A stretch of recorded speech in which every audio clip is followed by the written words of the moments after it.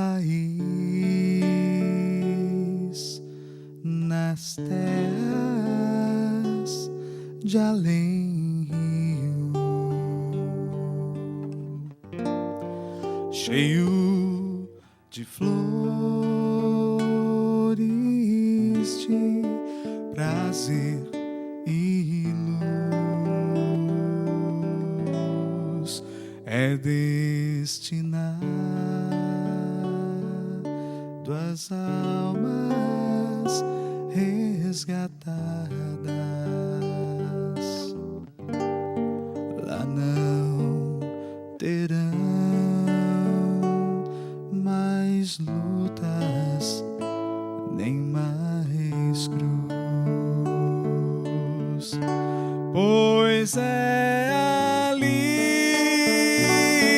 que a morte não mais entra, nem mais pecado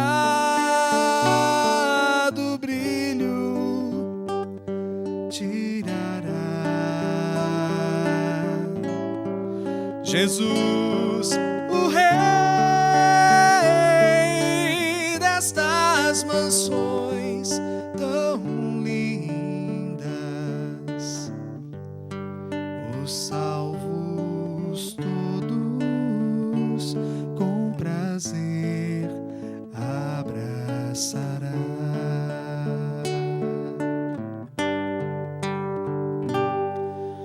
Lindo país, eu vejo a brisa mansa. No programa de hoje estaremos conversando com o senhor Gilvan Marcos Taveira de Medeiros, que é coordenador terapêutico da instituição Cláudia Mâncio, falando sobre um tema muito interessante, render-se para vencer. E você, telespectador, você acredita que uma pessoa que chegou realmente às ruínas da dependência, do uso, tem uma maneira de sair dessa? Pois vocês vão ver a história desse rapaz. E se você tiver alguma dúvida, entre em contato conosco através do nosso e-mail programaabc@netservicos.com.br ou pela nossa linha hotline, que é 11 28 18 17 00, e tire suas dúvidas. E eu vou tirar um pouquinho das minhas. Eu já conheço o Gilvan há algum tempo e é uma pessoa gabaritada, que sabe muita coisa, não só pelo histórico de vida, mas pela sua dedicação. Fez já cursos na DENARC, na FEBRACT e atua hoje cursando o curso de aconselhamento e independência química na Unifesp. Eu sei que é um curso maravilhoso, a gente já passou por lá, já fizemos, e eu sei que você está gostando muito. É isso? Exatamente. Muito obrigado pela sua presença, é um prazer tê-lo com a gente. Eu que agradeço. Escolher assim esse trabalho, ser um coordenador, ser um terapeuta dentro de uma comunidade, eu sei que há todo um processo. Não é tão fácil escolher, optar por esse trabalho. Que a gente que lida com vocês, costumo dizer que precisa passar algumas centenas de pessoas para falar assim, eu gostaria um dia de desenvolver esse trabalho, ou mesmo procurar cursos que viabilizassem essa pessoa a estar dentro de uma comunidade. Como esse processo ocorreu com você? Eu comecei o meu histórico de internação muito cedo. Então, a partir desse princípio, eu tive uma dificuldade de saber qual que seria, né, o meu problema ou o que estaria acontecendo comigo. Partindo disso, eu decidi começar a minha vida buscando algo diferente. Eu tinha a minha profissão, tinha a minha remuneração, conseguia ali, né, até me manter ou ser um usuário, né, que mantinha as suas dívidas ou que conseguia arcar com as suas responsabilidades, mas não conseguia me manter. O meu histórico de recaídas se tornou muito constante. Partindo desse princípio, eu decidi começar a estudar o que eu tinha. Eu comecei a me interessar em saber o porquê que isso poderia estar acontecendo. Partindo daí, eu comecei a fazer um curso no DENARC, fiz o curso do DENARC e a partir dali me abriu realmente o interesse de trabalhar com isso, de fazer algo nessa área, porque é muito gratificante trabalhar.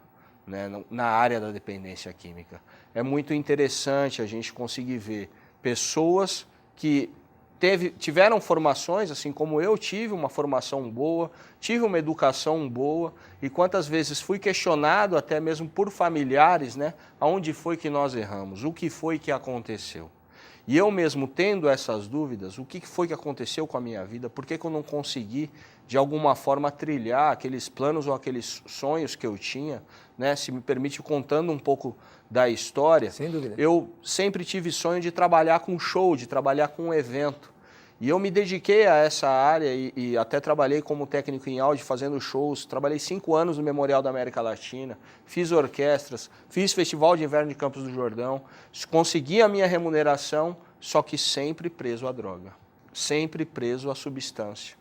E isso não me trazia... Perdi 2 casamentos por conta disso, não consegui uma estabilidade de vida por conta disso. E a hora que eu comecei a fazer o curso do DENARC, até nenhuma das minhas internações que me foi de uma forma oferecido, porque nessas internações meio que já ia partindo para esse lado, né? As pessoas, né, os responsáveis pelas comunidades já falavam, olha, você tem um perfil de pessoa para continuar nessa linha, você tem um perfil de pessoa para cuidar de pessoas, você serve para ser um cuidador. E eu não conseguia aceitar isso para a minha vida. Eu falei, não, eu numa comunidade, nunca. Eu viver numa comunidade, jamais. Já estava muita internação, eu falei, não, não quero mais saber de comunidade. Você é louco, eu vou morar numa comunidade? Não quero isso para a minha vida. E quando eu fiz o DENARC ali, me despertou eu poder aprender um pouco mais, eu poder me aprofundar nessa área e tentar ajudar outras pessoas, né? E assim como nós até foi escolhido, né, esse tema com relação ao render-se, e eu só vi que realmente com essa rendição, com esse meu interesse em poder ajudar para ser ajudado, foi quando eu comecei a trilhar o meu caminho de recuperação. Então, para mim, foi ponto determinante eu tomar essa opção de começar a ajudar as pessoas, de começar a trilhar um caminho de recuperação ajudando, foi aonde eu consegui manter o que eu vinha conquistando. Mas isso é muito difícil, uma pessoa, no decorrer da sua própria recuperação, perceber esse lado altruísta, esse lado da compaixão, porque você mesmo disse que você tinha uma vida econômica, rentável, acabou perdendo seus relacionamentos e teus sonhos ficaram em segundo, em terceiro plano. E você desacreditou desses sonhos? Na realidade, não. Só que como eu tive uma formação espiritualizada, digamos assim, né, eu cresci numa família em que prezava muito princípios, valores, eu acho que nas internações, ou nesse caminho de recuperação, isso começou a ser resgatado. E eu comecei a perceber que aquela situação material que era interessante para mim por conta do trabalho que eu tinha e pela remuneração, não estava me trazendo satisfação. E eu comecei a entender que eu estando em recuperação ou estando na comunidade, eu era mais feliz do que tendo uma conta bancária recheada, digamos assim. Então aquilo foi o que começou a me chamar a atenção nesse sentido. Você disse que no DENARC te chamou a atenção. O que te chamou? Uma das aulas ou alguém, um assunto que te deu esse insight? Na realidade, sim. Foi uma aula com 2, eu não sei se são delegadas, né, do DENARC, duas professoras que lá ministraram uma aula, que falaram do tato que elas tinham com os pais. A hora que ela começou a falar o desespero do pai, da mãe, que chega lá sem saber o que fazer, que chega lá muitas das vezes sem entender o que está acontecendo com o seu filhinho, digamos assim, aquele menino que foi cuidado com tanto carinho, aquela pessoa em qual eles depositaram tantos sonhos, tantos planos, e elas chegam lá simplesmente desestruturadas, sem saber o que fazer, né, tomado por um poder destrutivo, né, aquela criança do bem já não é mais o mesmo, né? A hora que ela começou a relatar essas mães trazendo a imagem dos seus filhos completamente distorcido por conta do uso da droga, eu creio que ali foi aonde eu eu falei, eu posso tentar fazer alguma coisa para ajudar isso? E assim, você acredita que seus pais sofreram com você na sua adicção? Muito. Teve muitas internações? 17 internações. 17 internações? 17 Alguma, por acaso, involuntária? Nunca. Involuntária, não? Não. Não, eu creio que até pela questão financeira. Né? Eu creio que a minha mãe não optou por isso, por ser realmente uma situação a qual é preciso se ter um poder aquisitivo alto para poder manter alguém numa internação involuntária. Sem dúvida. Né? Então, eu creio que essa foi a opção dela, mas ela chegou a um ponto a simplesmente fechar as portas. Né? Não aceitava mais, não queria mais, e sempre foi assim, você quer ajuda? Você está precisando de ajuda? Eu estou aqui. Você não quer continuar na vida que você está vivendo, simplesmente tome o seu rumo. E sua mãe participava nessa época em algum grupo de apoio para a paz? Sempre, desde que eu comecei a ter contato com substância, minha mãe procurou saber o que estava acontecendo comigo. Então ela ia também nas salas que haviam no DENAR, que ela também foi uma dessas mães que foi procurar informação na delegacia de narcóticos para saber como lidar. Procurou grupos de amor exigente, grupos de Naranon. Ela frequentou bastante tempo isso durante toda a minha adicção ativa. Ela sempre esteve presente, né? E eu creio que foi até por isso que ela chegou um tempo e deu um basta. Falou, olha, eu vou viver a minha vida, se você quer viver a sua vida dessa forma, segue ela. Caramba. Eu preciso cuidar da minha. Você falou 16, 17 internações até chegar nessa última? 17 internações até chegar na última. Então você teve 16 anteriores. E no decorrer dessas 16, começou com que idade? Minha primeira internação foi com 21 anos. 21 anos. 21 anos. E você, no decorrer mesmo, ao sair de uma ou de outra comunidade, você mantinha-se assim, sóbrio durante um tempo mais prolongado? O maior tempo sóbrio que eu conquistei saindo de uma comunidade foi me manter um ano longe da substância. E você tinha ficado quanto tempo na comunidade? Fiquei 9 meses. 9 meses? 9 meses. Com o programa dos 12 Passos? Na realidade, a maioria das comunidades que eu passei era religiosa. Religiosa. Então eu acho que isso foi até o que, não que dificultou, porque o maior problema da dependência é a questão de ser um tratamento individual. Não tem como generalizar. Aquilo que deu certo para um pode ser que não dê para outro. Não falando que não deu certo ou que não possa dar certo para outras pessoas. Mas para mim não funcionava. Naquela situação de eu estar dentro de uma comunidade, num cronograma religioso, né, constante, a hora que eu saía aqui sem ter um pós-tratamento e não tinha como manter aquele mesmo cronograma religioso diário, simplesmente não tinha como me manter, eu não conseguia me sustentar, né, mesmo espiritualmente ou mantendo fora alguns hábitos que eu já tinha no dia a dia ou que o próprio contato com a sociedade me oferecia, porque se fosse para eu viver, né, da forma que a comunidade me passava na questão religiosa, eu teria que simplesmente me desligar da sociedade. Mas ajudou, em parte ajudou. Ajudou. Essa parte religiosa das internações. Com certeza. E você ficou mais tempo em comunidade de 12 Passos? Durante todo esse tempo, nessas 16, 17 comunidades que você passou, ficou mais de 12 Passos? Fiquei mais em comunidades religiosas. Religiosas. Caramba. E aí, quando você saía, você não acabou indo para uma dessas igrejas? Tentou como uma ferramenta a igreja? Eu cheguei a me manter. Esse período que eu fiquei limpo, saindo dessa comunidade, foi o período que eu estava num grupo, né, no grupo de jovens da igreja, ou tentando de alguma forma montar um grupo social, né, fazer parte de uma rede social. Só que, de alguma forma, não era aquilo que eu entendia como me tornar um religioso. Eu creio que aquilo não era realmente a minha vontade. Né? Eu não tinha aquela vontade de estar ali fazendo daquele jeito. Não era a percepção que eu tinha com relação a ser religioso, ou a prestar um culto, ou de alguma forma ter um contato com Deus. Aquela não era a minha visão. Não era. E a partir de que momento que você começou a perceber, então, que você gostaria de ficar numa comunidade? Porque não faz tanto tempo assim também.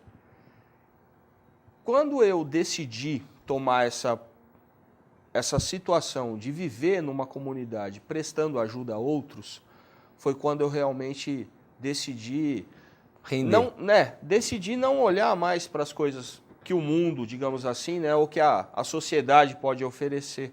Então, quando eu decidi partir para essa rendição, foi quando eu tomei realmente a decisão de falei, olha, o que eu quero para a minha vida hoje é isso, né? É viver em comunidade, cuidando de outras pessoas, fazendo com que a minha experiência possa ser útil para outras pessoas, né? E de uma certa forma me desprendi dessa situação. E buscar também conhecimento, porque você está cursando agora a Unifesp. Estou cursando a Unifesp. Quer dizer, você percebeu que também o conhecimento iria enriquecer um trabalho dentro de uma comunidade. Eu vi que não tem como, até por conta de eu ter participado de várias comunidades, sem o conhecimento do que está se passando, ou na minha cabeça, ou no meu corpo, ou até por conta de alguma comorbidade que eu possa ter, né? Que seja psicológica, ou que seja de alguma forma que altere o meu físico, ou que eu tive algum problema biológico, ou tive alguma parte hereditária em todos esses fatores,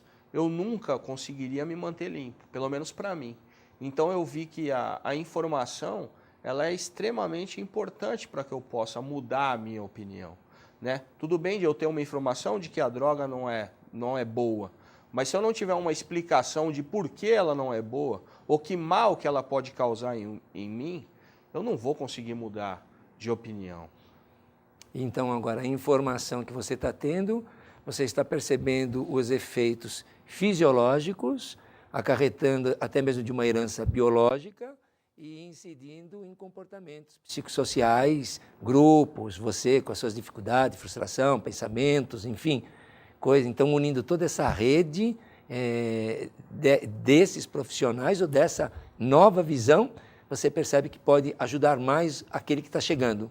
Eu acho que quando a gente faz um tema na comunidade, de alguma forma trazendo informação para os meninos, de o porquê que eles não podem usar a primeira dose, digamos assim, mas não simplesmente só falando para ele, olha, você não pode, mas mostrando para ele, olha, você não pode, porque o seu cérebro, o seu sistema nervoso, quando você tinha uma tolerância alta ao uso da substância, ele simplesmente criou um backup daquilo que você usava. E se você usar novamente uma primeira dose, o seu sistema nervoso, zelando pela sobrevivência do seu corpo, vai retornar esse backup e você vai voltar a usar o mesmo tanto que você usava quando você veio se internar. Eu acho que aí ele vai... Não é simplesmente eu falar para ele, olha, você não vai usar só uma, você não vai conseguir usar só uma, e ele quer saber o porquê. É aquela questão, informação sem explicação não muda opinião. Então não adianta eu dar uma informação para o menino sem ter uma explicação de o que está acontecendo. É a memória fisiológica. Exatamente. O corpo se adapta e ele vai buscar a resposta. E ele vai buscar uma neuroadaptação automaticamente para se manter vivo, para conseguir manter a sobrevivência. Então eu acho que esse cunho da informação ele é muito importante, porque assim, nós vemos, né, hoje Cracolândia cheia, que é o assunto, né, essa epidemia do crack, mas nós não vemos adicto, pessoas que não têm que não sejam, ele não se tornou adicto por não ter um nível cultural. São pessoas inteligentes, extremamente inteligentes. Então, eles querem saber o que está acontecendo. Sem dúvida. O porquê que eles não podem fazer. Então, não adianta, muitas das vezes, eu chegar para ele e falar, olha, você não pode fazer isso. Eu tenho que explicar para ele o porquê que ele não pode. Você quer um pouquinho mais a fundo. Você Exatamente. quer mais conhecimento científico. Exatamente. Saber fisiologicamente as reações, né? O que libera mais prazer, o condicionamento como é feito dentro do sistema de prazer de recompensa, como funciona a parte racional, diante das emoções. Realmente fica muito mais fácil para o adicto entender a funcionabilidade do cérebro. Porque uma das aulas que eu tive, que eu achei muito interessante, foi assim, né? O sistema nervoso ele fica dentro de uma caixa óssea muito resistente, que não é para ninguém mexer. A partir do momento que eu mexi ali, com certeza eu baguncei um pouquinho. E essa neuroadaptação, eu não tenho como retomar isso, né, de uma forma organizada, eu parar e pensar, falar, não, agora eu vou ficar bem, agora eu vou ficar legal e passou o problema. Não, eu tenho que de alguma forma saber o que eu vou poder fazer, o que eu não vou poder fazer, que tipo de limitação que eu vou ter que me colocar, né? quais seriam aí as coisas que eu não vou poder chegar mais perto, o que de alguma forma vai me trazer algum risco.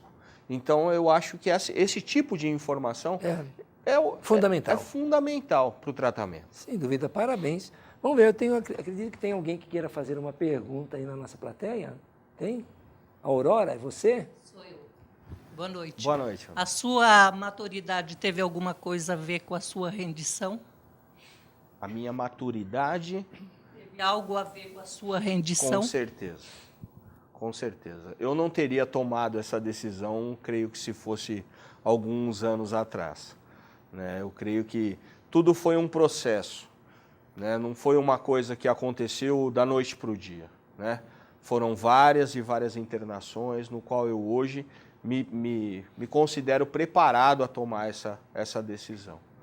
Né? Então eu vejo, e nisso eu consigo ter um pouquinho de compreensão de por que muitas das vezes o jovem, né, abaixo dos 20 anos, para ele fica mais complicado tomar uma decisão de não poder mais fazer algumas determinadas coisas, né, do que para uma pessoa que já passou de um nível aí etário um pouco maior, para ela poder saber que ela não pode fazer isso, ou ela, muitas das vezes, até de tanto bater a cabeça, como a gente diria, né, de tanto quebrar a cara, né, de uma forma mais clara, ela acaba aprendendo e vendo que não pode mais. Então, eu creio que a maturidade, a experiência, é o que leva a uma rendição completa. Sem isso, eu particularmente não consegui. Eu acredito que dificilmente uma pessoa que seja portadora dessa doença, da adicção, ou seja, a pessoa que tem esse carinho, esse amor, essa dependência mesmo, escrava do uso, ela consiga outra maneira que não seja pela dor. Geralmente, pessoas que acabam fazendo o que você está se propondo a fazer, têm que ter esse caminho. Eu não conheço outro. Assim, de livre, espontânea vontade, como você falou, você tem que abrir mão de sonhos, você tem que abrir mão de relacionamento. É um sacerdócio, praticamente, fazer um trabalho dentro de uma comunidade. Porque uma das tradições, existe toda uma estrutura de filosofia dentro da programação. Sim.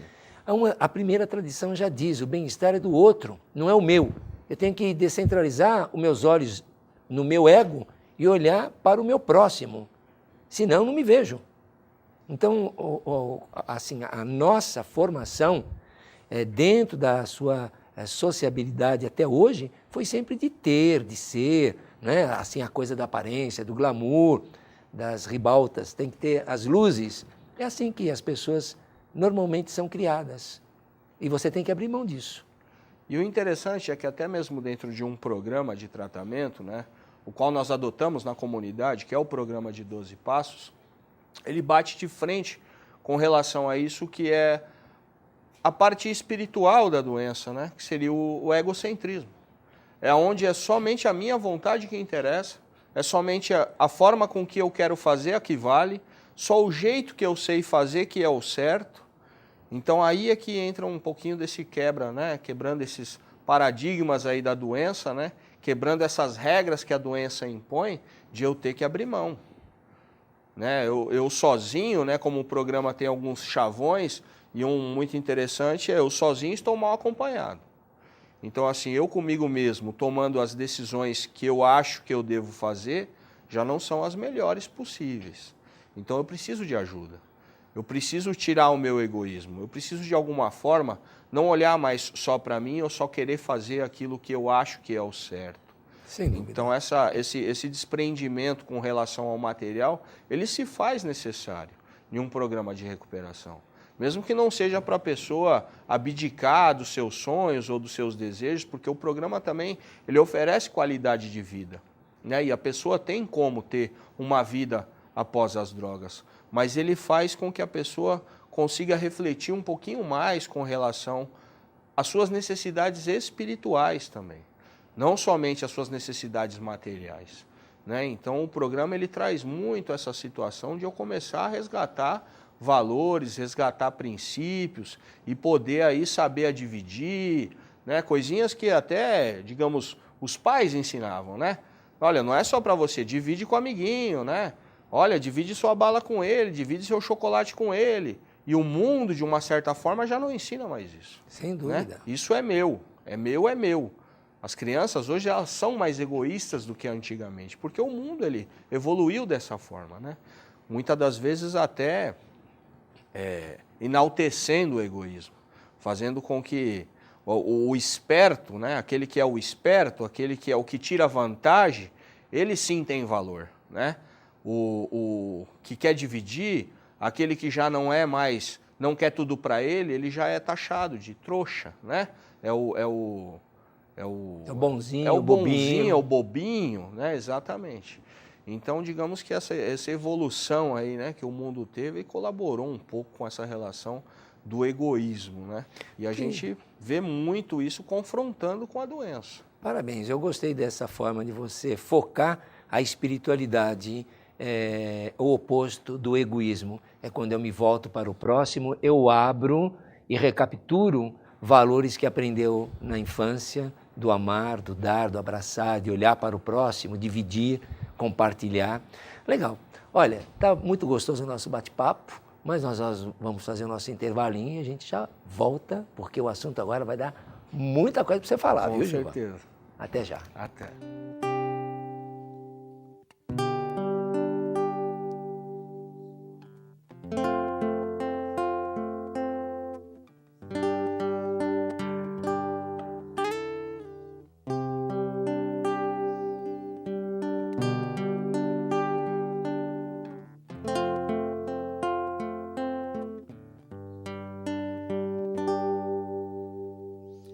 Supremo Deus, o grande eu sou, a rocha eternal, onipotente Senhor, Rei dos reis, o vencedor,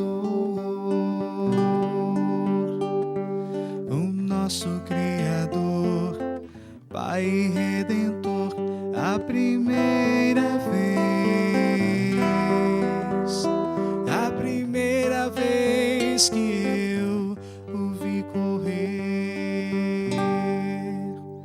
Meu Pai correu pra mim, tomou-me em seus braços, com amor me abraçou, disse: filho, enfim você voltou, fitou meu olhar, enxugou meu chorar, com perdão em sua voz, disse: filho, eu ainda te amo. Surpreso então fiquei por tanto amor.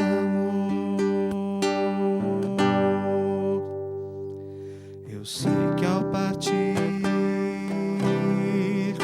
seu coração eu feri, pensei que jamais meu Pai iria me aceitar, mas então relembrei seu amor por mim, eu decidi voltar e à frente eu o vi, foi a primeira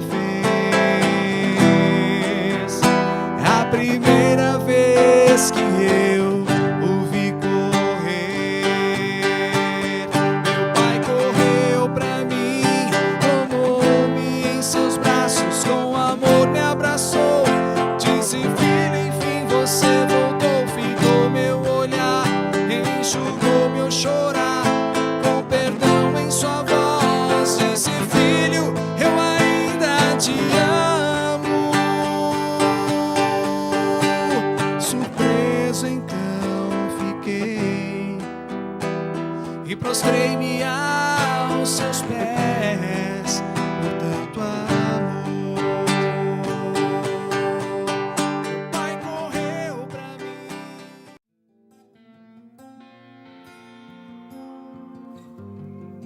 Quando fecho os meus olhos, sinto a tua presença, mesmo em meio ao barulho, meu coração coração está em paz. Quando olho no espelho, vejo um milagre de Deus. Transformou minha vida, um novo dia nasceu. Quero ver tua glória em louvor, te agradecer. Quero estar aos teus pés, Senhor.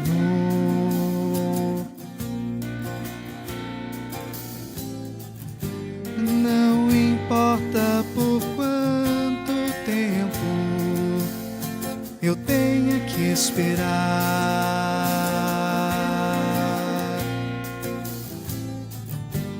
eu só vou me acalmar quando aos teus pés me prostrar.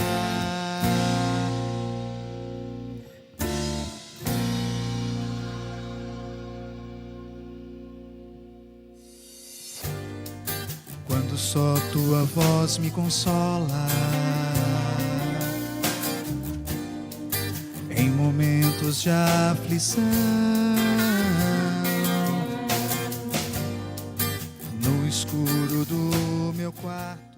Estamos de volta com o programa Família, recebendo hoje a visita do Sr. Gilvan Marcos Taveira de Medeiros, com o tema Render-se para Vencer. E você, assinante, se você tiver alguma dúvida, entre em contato conosco através do e-mail programaabc@netservicos.com.br ou pela nossa linha, pelo hotline 11 28 18 17 00 e tire suas dúvidas. Um bate-papo muito interessante e a história de vida de Gilvan, depois de 17 internações, onde ele opta por uma forma diferente de viver a vida dele, optou em ajudar o próximo. Ele percebeu que o grande valor, o grande mérito para permanecer sóbrio no decorrer de tantos anos de sofrimento era se doar, fazer esse trabalho maravilhoso. Por isso está aperfeiçoando seus conhecimentos, estuda hoje na Unifesp como coordenador técnico e está nos falando o quanto é importante ter o conhecimento científico, não só mais aquelas coisas que ele ouviu em tantas outras comunidades. E aí eu faço a minha pergunta: como você chegou a ser coordenador? Ou o que você percebe que o coordenador precisa ter para ser elegível a esse papel? Hoje, o coordenador, ele passa por um processo de total revolução na questão da CT. Por conta de que antigamente tinha que ser aquele que não tinha mais o que fazer, digamos assim, ele se tornava o coordenador, né, ou mesmo o monitor. Seria aquela pessoa que ela não teria mais a opção e ela simplesmente estaria na comunidade, acabaria ficando por ali, né, e receberia esse cargo, né, ou esse título, né, de ser um monitor ou de ser um coordenador. Hoje, para lidar realmente com as pessoas dentro de tudo aquilo que a gente nota, que hoje está sendo descoberto com relação à dependência, simplesmente não se pode mais ser um qualquer, né? Por conta de que eu passei por comunidades em que havia muito aquilo de você fez qualquer coisa, vai cavar buraco. Ou você fez qualquer coisa, a punição era corporal, ou de alguma forma até uma ofensa, ou simplesmente esses coordenadores ou esses monitores faziam com que a pessoa não suportasse ficar mais dentro da comunidade.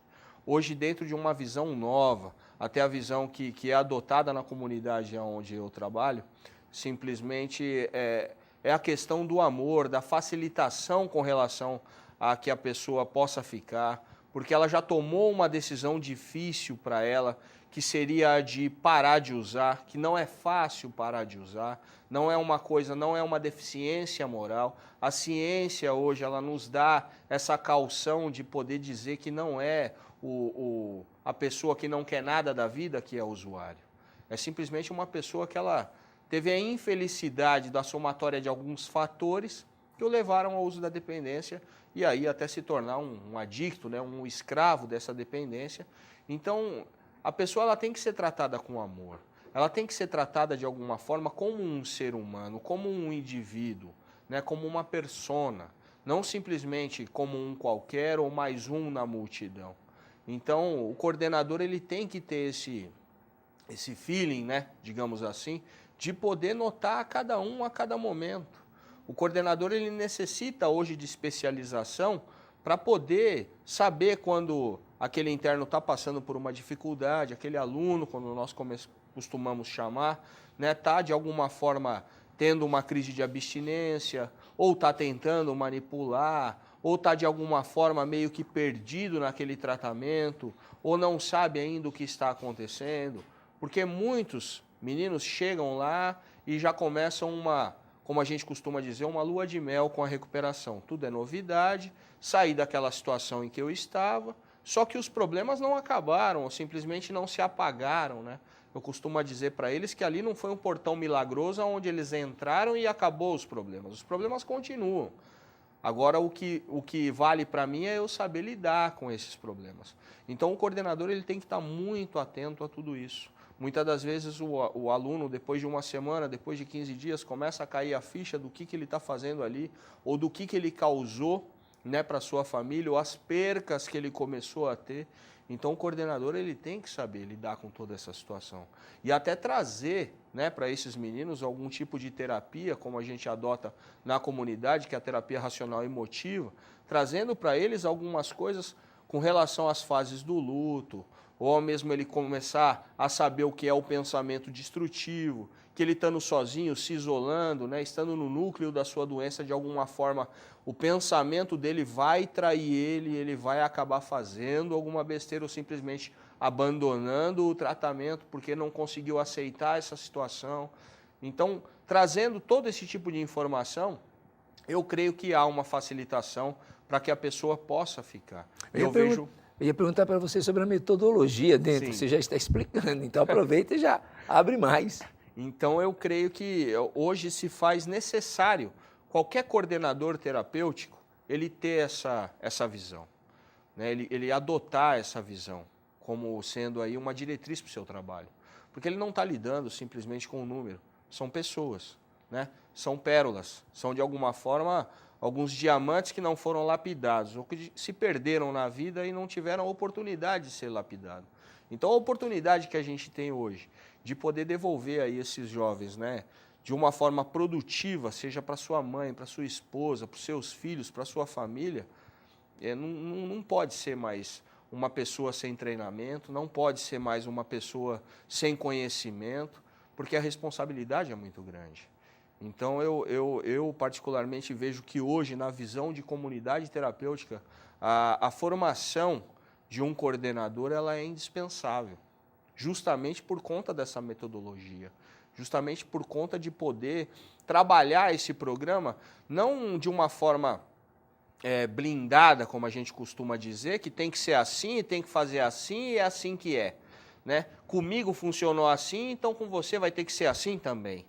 Então, o coordenador ele tem que ter essa gama aí de opções, porque para um interno, para um aluno, funciona de uma forma. Para outro, eu tenho que lidar de uma forma diferente. Com outro, eu tenho que ter um pouquinho mais de zelo no que eu vou falar. Com outro, eu tenho que ser um pouquinho mais duro. Então, o coordenador ele tem que ter esse jogo de cintura e, para isso, ele necessita de formação.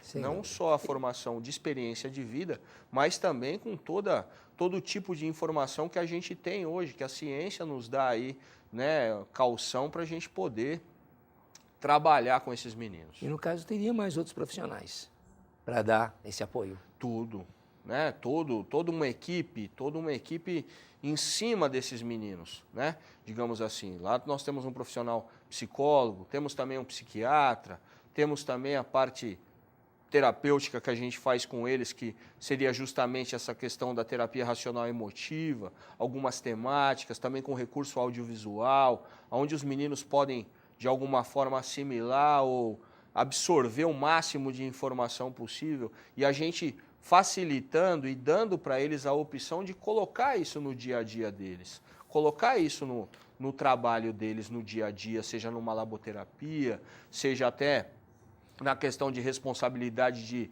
lidar com o zelo da onde ele mora, ou mesmo a manutenção da chácara, né, de uma forma de limpeza, de manter tudo limpo, de manter tudo organizado. Então a gente procura trabalhar muito isso com eles. E né? o lado espiritual, onde entra aí? De que forma que vocês vão abordar? Eu creio que a espiritualidade ela é o ponto-chave na recuperação. Por conta de que a espiritualidade ela não é a religião. Né? A gente tem que ter muito cuidado para não confundir as coisas. Espiritualidade não está ligada à religião. Né? A espiritualidade ela é simplesmente aquilo que eu tenho de mais valioso. Aquilo que eu tenho em primeiro plano na minha vida está ligado à minha espiritualidade. Sem dúvida. Então a minha espiritualidade hoje ela está ligada às minhas preocupações, aos meus objetivos, aos meus valores, aos meus princípios. Então, o resgate disso é feito de uma forma muito sutil, trazendo ensinamentos, tanto de um programa espiritual, como é tido o programa de 12 Passos, e também através da Bíblia Sagrada, né? Sem cunho de religião. Nós falamos ali uma situação da Bíblia que é interessantíssima, que eu acho que é base, né, para mostrar para os meninos, são os 10 mandamentos. Quando a gente pega os 10 mandamentos, desses 10, 4 são relacionamento com Deus, 1 é relacionamento com pai e mãe, e 5 são relacionamento com o próximo. Nada fala com questão material.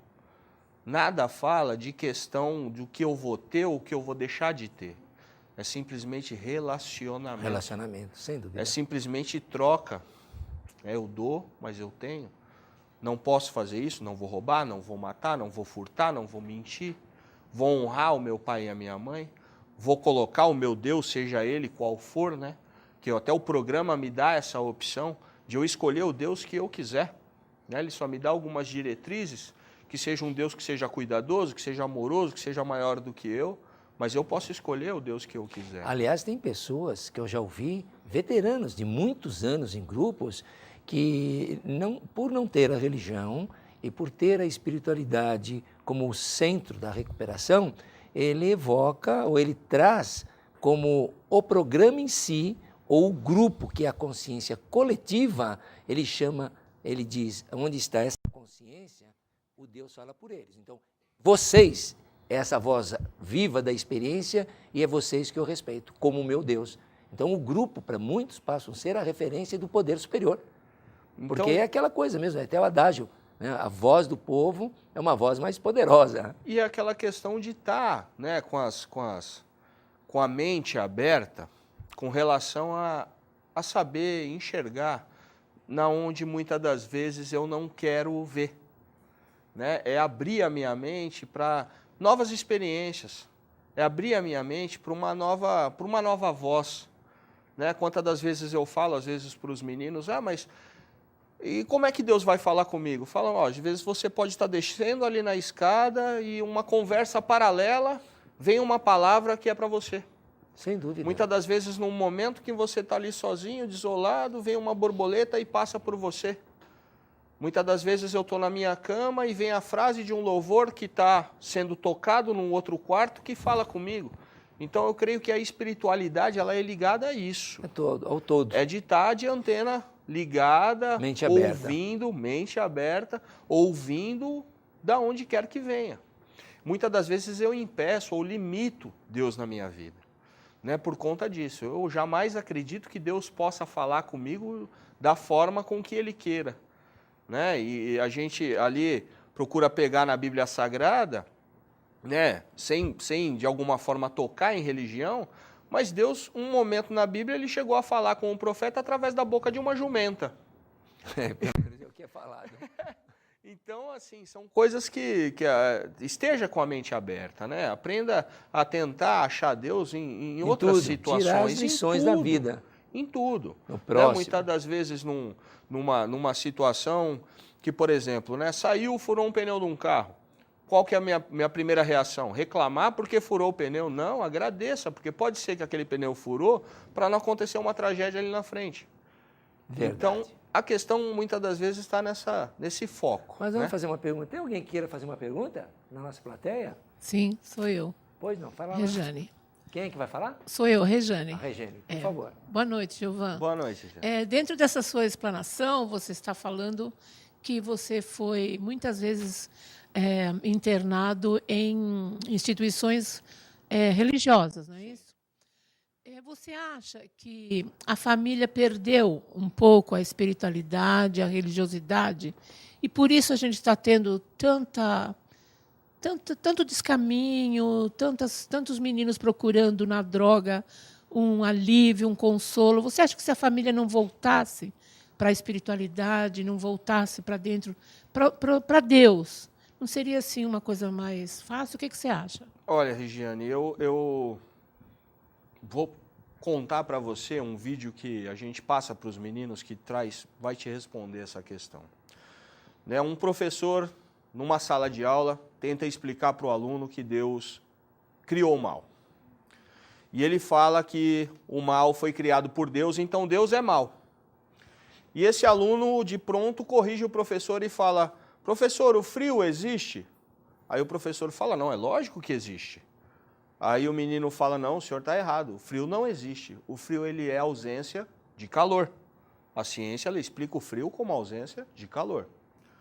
Aí o menino ainda continua indagando o professor: professor, mas o escuro existe? A escuridão existe? O professor fala: é claro que a escuridão existe, você nunca ficou no escuro? Aí o menininho vira para o professor e fala: não, o senhor está errado novamente. Né? O escuro não existe. O escuro é simplesmente a ausência da luz. Então eu provo para o senhor que o mal não existe. O mal ele é a ausência de Deus. Então eu creio que se houvesse Deus na família, na minha percepção, né, naquilo que eu consigo enxergar, se as pessoas deixassem, né, Deus, seja ele qual for, conforme a concepção de cada um, né, tomar a sua vida, ou que os princípios fossem tomados em cima, né, de alguns ensinamentos, de princípios, de valores, né, o que é certo, ser certo, o que é honesto, ser honesto, né? Não ter mais essa situação a qual nós estávamos falando, que hoje o ser honesto é o errado. Né? Eu não posso mais ser honesto. Se eu sou honesto em alguma situação, eu sou errado. E não é isso. Né? E a prática desses princípios, com certeza, eu creio que a família ela acabaria aí com 99% dos problemas dentro dessa família. Por quê? Porque ela traria ali Deus, né, para o meio dela. Com isso, o mal não teria lugar para trabalhar. Não sei se eu respondi a sua pergunta, mas eu entendo dessa forma. Tá ótimo, maravilha. Aliás, é importante falar ao telespectador que esse menininho foi por volta de 1902 e o nome dele é Albert Einstein. É um gênio da racionalidade e do conhecimento. Portanto, nós estamos falando da ciência, de alguém que via a ciência e colocou, aliás, foi aplaudido em pé e chamado a atenção e foi perguntado: como é o seu nome? Brilhante a sua explicação. Já era um gênio por volta da sua pré-adolescência. Muito bem colocado e muito bem lembrado. E assim, resgatar, como você disse, recapturar a educação da base, trazer os mandamentos, como você falou, que ainda se fala mais de relacionamento, assim como os princípios de qualquer programação anônima, eles trabalham muito mesmo com o princípio do relacionamento, do autoconhecimento, o que as pessoas normalmente não se dá mais oportunidade, porque isso me remeteu também a uma percepção adulta, madura, nossa, agora fugiu o nome, Mário Coelho, deve ser isso, Mário Coelho de Andrade. Ele não é o Mário de Andrade, não. É o Mário, me parece que é isso, Coelho de Andrade, que é um cronista, ele viveu até uns 10 anos atrás, até quase 2000, e ele faz analogia que chega uma idade, o homem, ele não tem mais tempo para buscar rótulo, para buscar assim, ilustrar o ego e de participar de convenções onde as pessoas querem o brilho, querem rótulos. Ele diz: hoje o mais importante é a essência. E as pessoas não estão mais voltadas para a essência da vida, os princípios da vida. Nossa, é Mário Coelho, não sei o que, de Andrade. Fantástico. Essa analogia da criança, as maturidades de chegar na vida da adulta, olhar para trás e falar, não, hoje eu não quero perder tempo, porque hoje eu preciso, além de saborear o fruto, que no caso seria a cereja, eu quero até roer o caroço, porque a vida é muito importante, estar com gente que vive essa vida com qualidade. E o programa traz isso para vocês. Com certeza. É mais ou menos isso? Até tem uma frase de Carl Jung que eu acho que ele conseguiu ali trazer, né? O que seria a doença da adicção, né? E ele fala que a doença da adicção, ela é a doença que clama pela plenitude humana. Verdade. Então, muitas e muitas das vezes, eu me entreguei, né? Eu falando da minha pessoa, me entreguei aos prazeres da adicção ativa, buscando o quê? Plenitude, buscando satisfação, buscando o bem-estar. Aliás, é o mal de todos. Mas o nosso tempo, infelizmente, está tão bom o bate-papo que eu tenho que falar um minutinho para você passar uma mensagem para o nosso telespectador. Com certeza. Bom, sem nós buscarmos essa plenitude, sem nós buscarmos a satisfação, né, que a vida pode nos trazer, sem as coisas materiais, sem substâncias, nós simplesmente não conseguiríamos, né, continuar essa caminhada. Então, a espiritualidade, nós buscarmos esses princípios com relação à honestidade, humildade, mente aberta, boa vontade, aceitação ao outro, é fundamental na vida de qualquer um. Se nós não conseguirmos injetar isso ou enxertar isso na nossa mente, né, ou dos nossos filhos, ou das pessoas que nos cercam, com os exemplos que nós damos, porque muitas das vezes eu quero que o meu filho faça algo, mas eu mesmo não faço. E uma vez eu escutei uma frase que diz que o exemplo não é a melhor forma de se ensinar algo, é a única. Parabéns, maravilha. Eu agradeço a vocês que assistiram ao nosso programa até agora e dizer que esse programa tem a participação da Instituição Cláudia Manso, que dá apoio a dependentes químicos e a familiares. Também apoio da Igreja Batista Betel, do programa de voluntariados do canal Net Cidade, do nosso amigo Djalma Lorenzini, do Espaço Vivo e Paisagismo, e agora também da nossa amiga Ângela, de Trajes Rigor, lá na Rua Piauí 999. E agradecemos a qualquer profissional que queira trazer um tema para discutir aqui, ou os grupos anônimos, será um grande prazer. Muito obrigado, valeu, viu? Obrigado e até o próximo programa.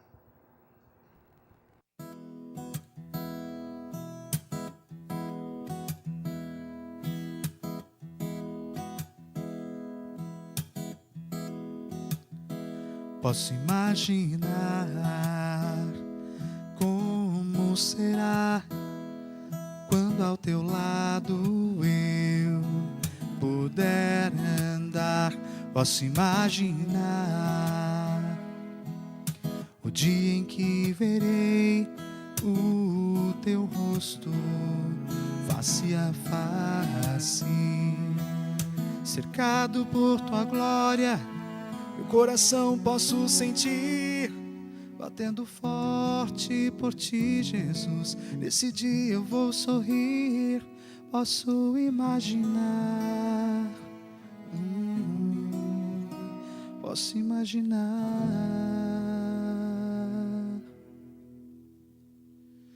Posso imaginar quando isso acontecer, ao me encontrar com meu Jesus. Posso imaginar quando poderei com minha voz sempre te adorar. Posso imaginar, posso imaginar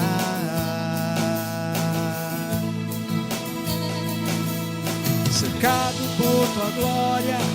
Meu coração posso sentir batendo forte por ti, Jesus. Nesse dia eu vou sorrir. Nunca mais direi adeus, e prostrado em tua presença vou cantar, aleluia.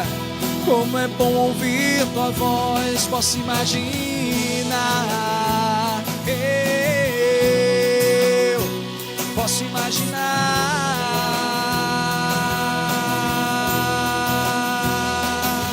cercado por tua glória, meu coração posso sentir, batendo forte por ti, Jesus, nesse dia eu vou sorrir, nunca mais direi adeus, e prostrado em tua presença, vou cantar, aleluia, como é bom ouvir tua voz, posso imaginar, eu posso imaginar,